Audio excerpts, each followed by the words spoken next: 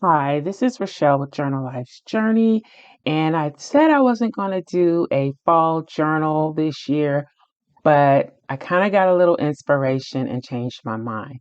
So I'm using this old gift box. It's a gift box, I think, from Dollar Tree to make the cover base, and this will be a soft fabric cover. I'm just measuring out the size of the cover.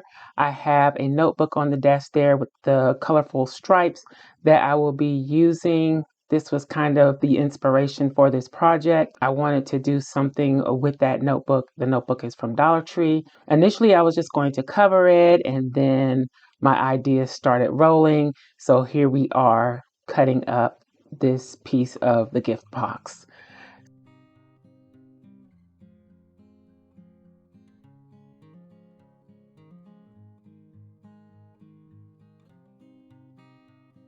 So now I'm going to go ahead and score, making it 6 by 9, the covers, because the notebook is around half letter size. So I'm making the cover 6 by 9, and I created a 2-inch spine. Now I know that's probably in much more spine than I need, but I'd rather err on the side of too much than too little and end up with a gator mouth. So I'm using some cotton batting from Walmart. This was like a twin size piece. I cut down the size that I needed, and I'm using an Elmer's craft glue stick to glue on the batting.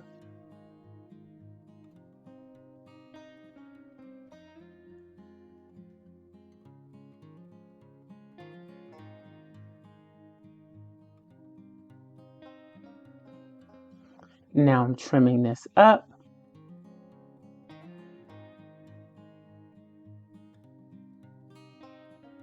And I just kind of wanted the batting to hold on to the gift box piece until I can get it sewn. And I'm using batting because I wanted some cushion. So initially my idea was to use this envelope as a pocket to hold the journal.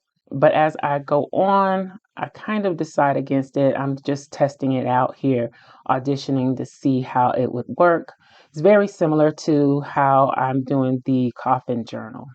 So I have this fabric here that my mom gave me a few years ago, and I don't have a lot of it. So I decided to use this. It's just a very neutral striped look, and I thought it had the nice fall colors, and I like that it has those teal colored strips in it because I'm on a teal kick for fall and Christmas. So I like those accents. And I used the glue stick again on the batting. It's not really going to hold great, but it'll hold long enough for me to get the cover stitched. And here I am mitering the corners of the fabric. This is upholstery fabric, so it's fairly thick. So I decided to miter those corners so that I wouldn't have so much bulk in the corners.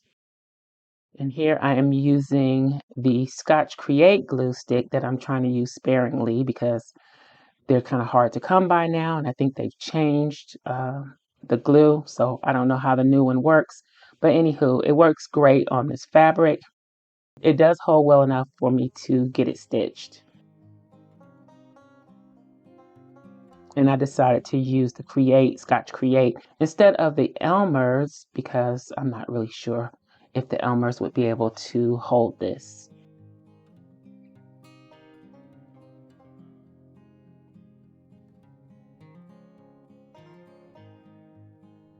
So here I'm just making sure those corners are folded in as neatly as I can get them. Again, this is upholstery fabric, so it's a little bulkier. And I put some clips on to hold it in place while the glue dries.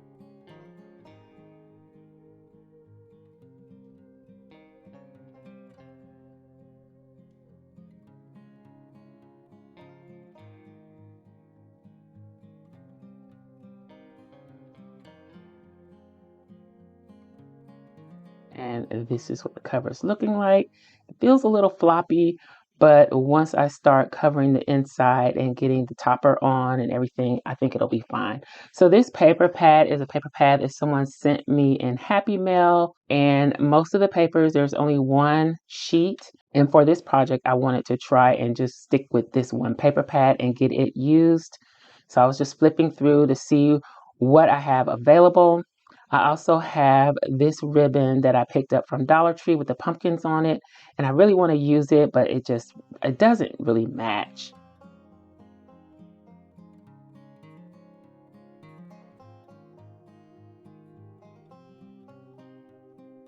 I was waiting for the cover to dry.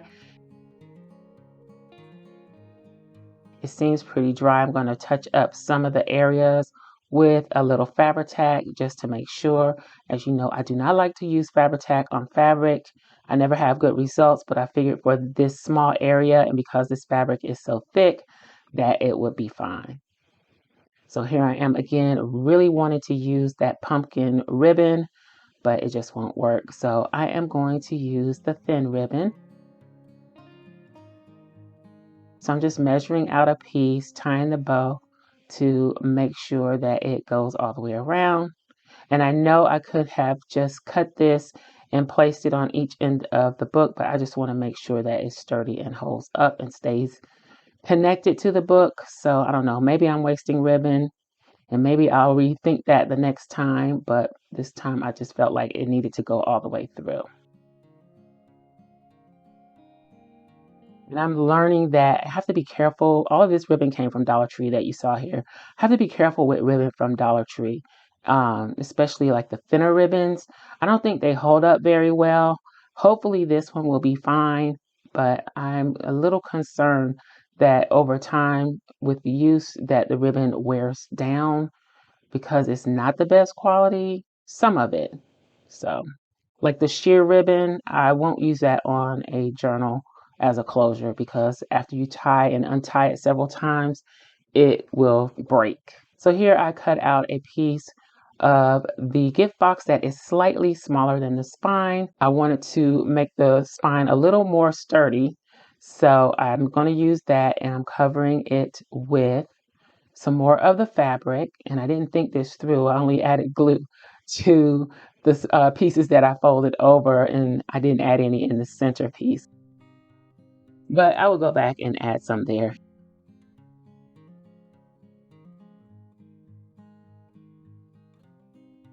And here I trimmed down some of the scrapbook paper from that paper pad to use as my end papers.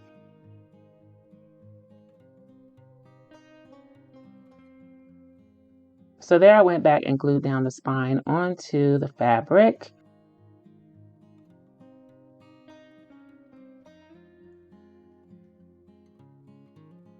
I've gone and stitched the spine piece, and now I'm going to go ahead and start punching the holes. This will be a traveler's notebook style. I decided that along the way. It's going to be traveler's notebook style, and it will have 4 elastics.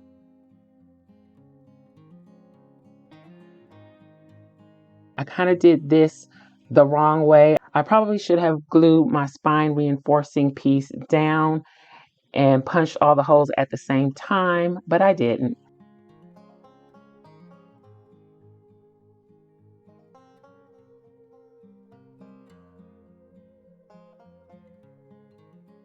Thankfully, it lined up and worked out well.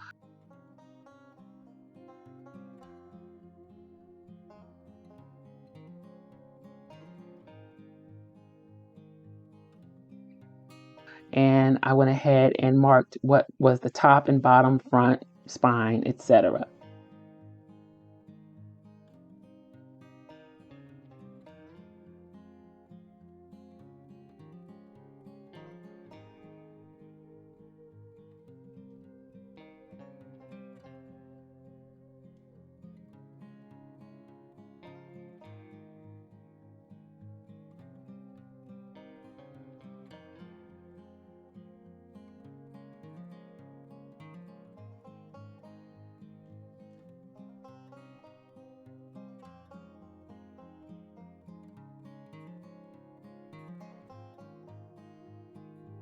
Here I'm gluing my spine reinforcement piece in place, and I'm just using the pokey tool to make sure that all my holes are lined up. This is why I said I probably should have glued it down and then punched all the holes at one time, but it worked out. I'm going to use some of the gold eyelets that I picked up from Temu.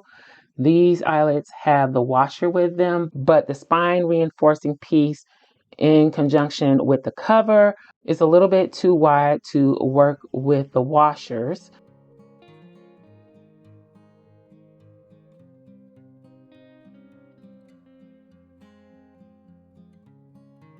So here I'm testing it with the washer on, and it is not going to work very well, but I can see that the eyelet went all the way through. It just didn't catch the washer. So I skipped the washers and added all the eyelets.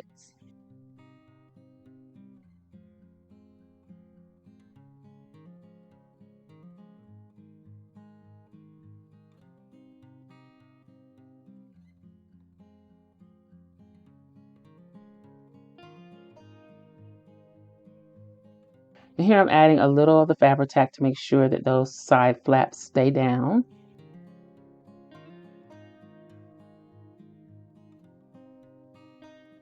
Making sure that my end papers don't interfere with the fold.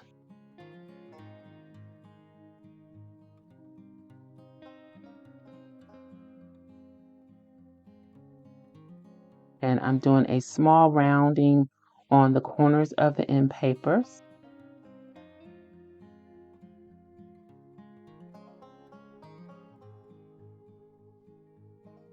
And I'm using gathered twig to ink the edges.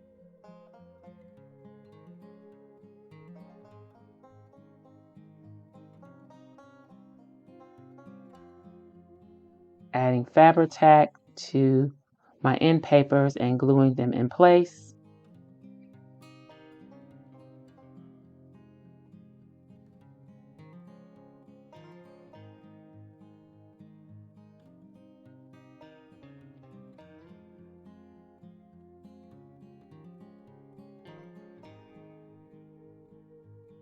Here I'm just going through my colored elastics, and I chose a very dark chocolatey brown, like a dark chocolate brown. I felt like that was the best color, so I am weaving the elastic through the holes and making a large figure eight is what I call it. It probably doesn't look like a figure eight, but basically that's what I'm doing, a figure eight.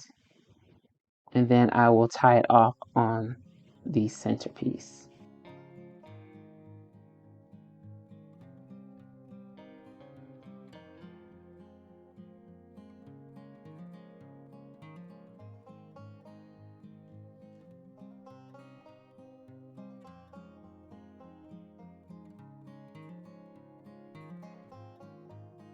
So there we go. It is all ready to be embellished and filled. I'm happy with it, and that was it.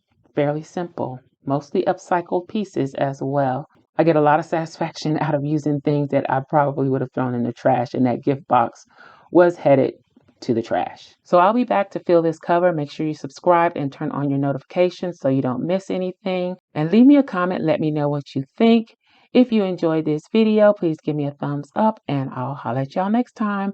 Bye.